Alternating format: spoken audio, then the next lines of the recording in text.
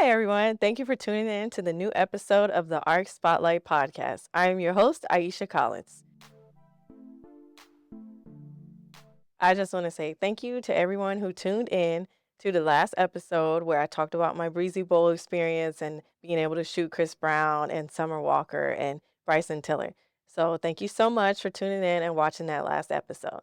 Today, I'm going to unpack about my journey and how I got to become a photographer and also my journey of like moving from state to state with my family. So, originally, I was born in Flint, Michigan, but I was raised in Atlanta. So, right after I was born, my parents relocated my brother and I to Atlanta, Georgia, where we lived there for about 13 years. And during those 13 years, I got to experience the culture, the food, all of everything that Atlanta has to offer. I got to experience that with my family. My parents were really big on making sure that they were in our lives and also taking us to different places in Atlanta. We tried all the amazing foods. We used to go to the park all the time.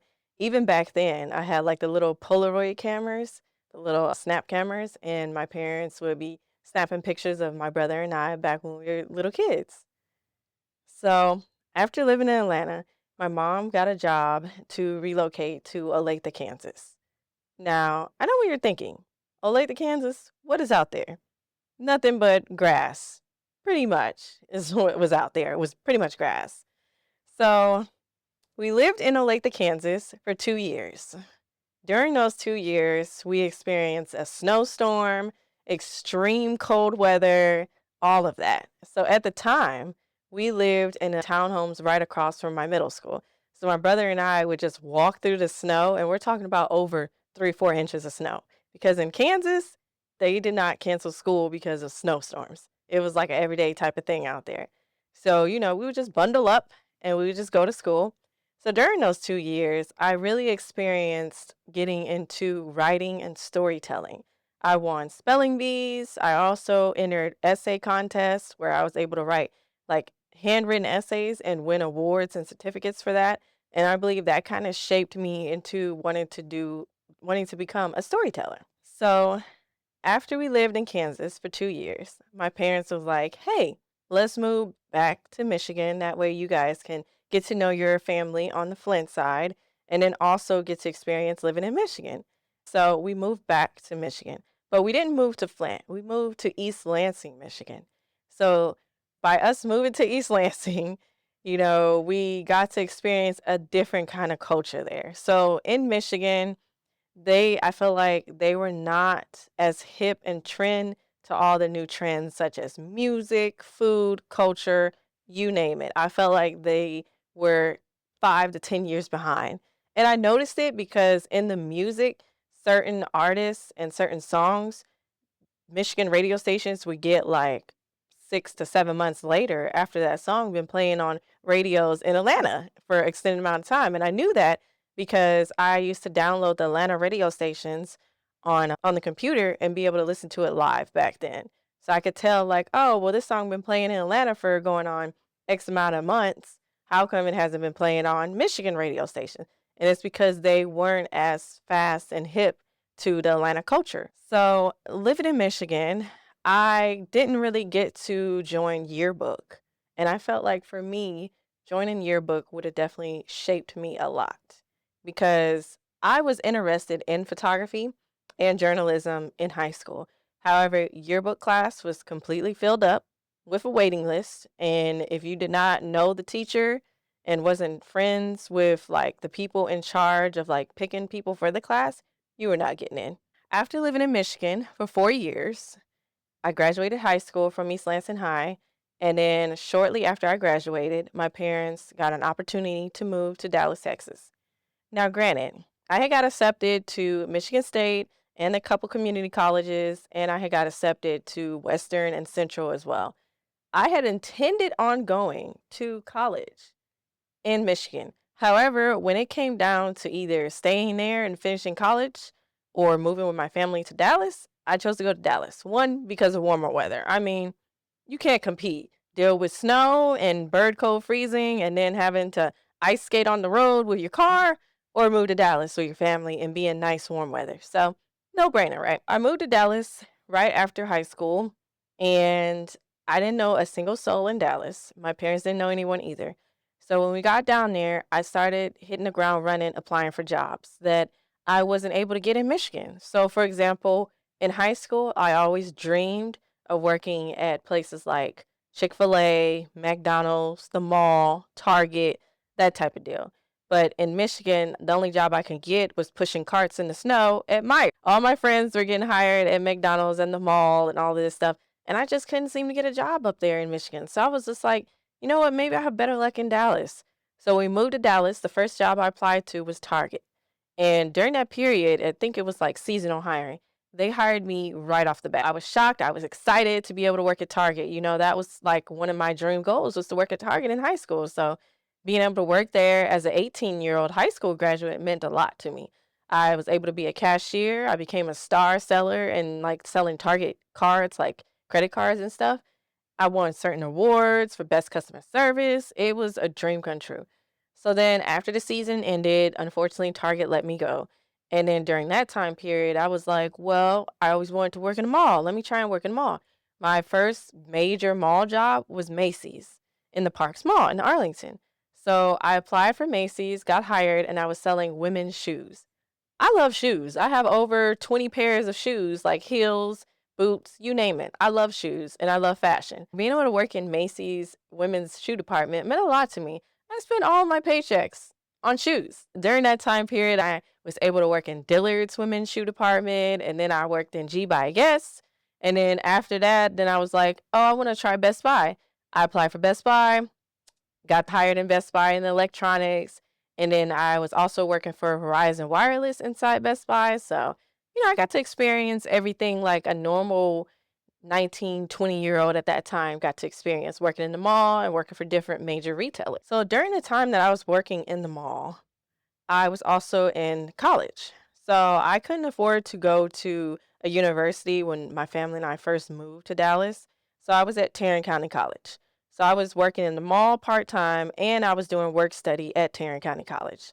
So during work study, I was helping the new students orientation at Tarrant County College. So what that meant was I was guiding them through the process of applying for college, enrolling, give them the resources so that they are able to succeed at a community college before transferring to a university if that is something they wanted to do. So I worked at Tarrant County College for about 2 years. And then after I graduated with my associate's degree and I graduated with honors, then I applied to University of Texas at Arlington.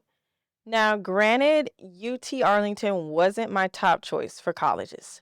I originally wanted to go to an HBCU because after living in Atlanta, I just wanted to experience that HBCU pride that I see on TV and that I see whenever I meet people.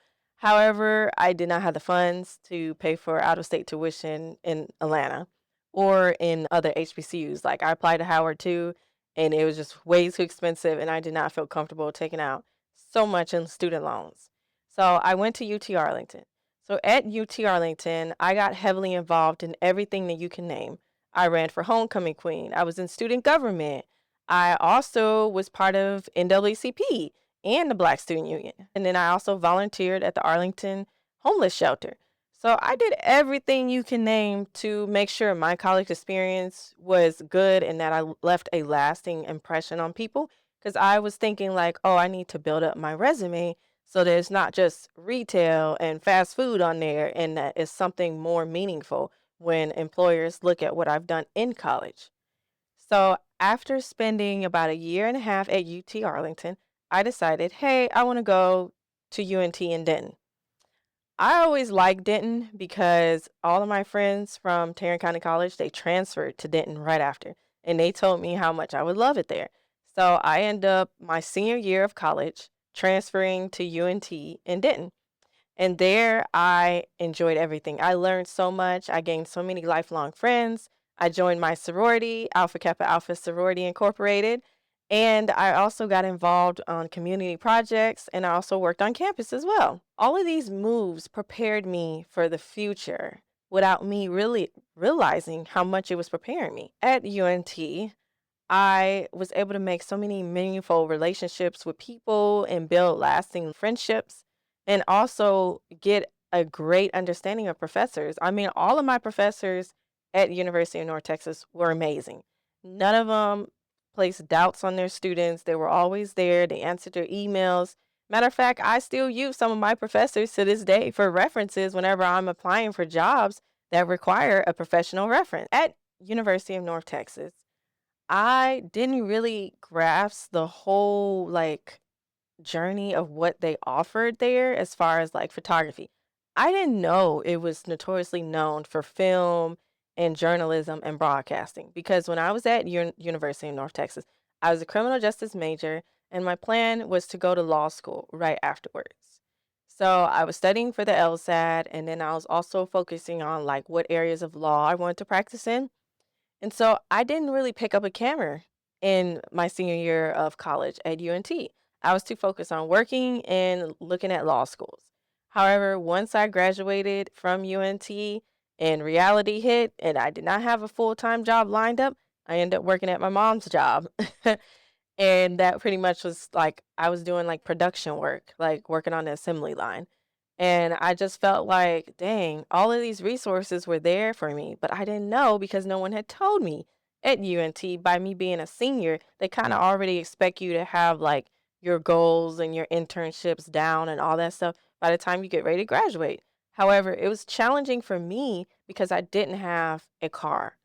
And my roommates, I had random roommates all throughout my college career. So most of the time, my roommates would have cars, but they would be gone with their boyfriend or their best friends. And even though Denton does have a bus system, the hours of the busing and my class schedule, and then trying to make it to an internship, it wasn't going to work. So that is how I ended up working at my mom's job for 2 years. And working at my mom's job, it gave me the insight to like build foundation on management and leadership skills.